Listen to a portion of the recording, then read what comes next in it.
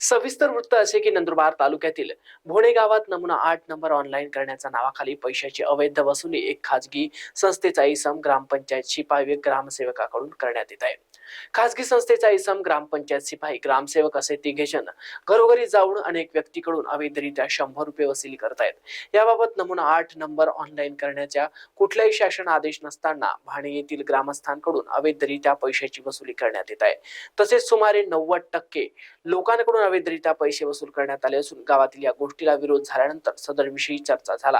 अखेर काल दिनांक 4 डिसेंबर 2024 रोजी खानदेश क्रांती शेतकरी संघटनेचे जिल्हाध्यक्ष योगेश पाटील यांच्या वतीने मुख्य कार्यकारी अधिकारी एम सावंतकुमार यांना निवेदन सादर करण्यात आले।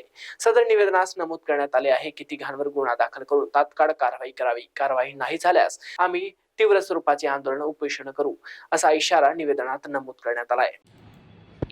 खानदेश क्रांती शेतकरी संघटनेच्या वतीने आज जिल्हा शिव साहेबांना निवेदन देण्यात आलेले भोणे गावातील ग्रामसेवक यांच्याकडनं 8 नंबरच्या नावाखाली नागरिकांकडनं पैसे वसूल करण्यात येत आहे, परंतु असा कुठलाही GR नाही शासनाचा। तर त्याच्यामुळं आम्ही त्यांना विचारणा केली असता त्यांनी असं उडाउडीची उत्तरे दिलेली आहेत।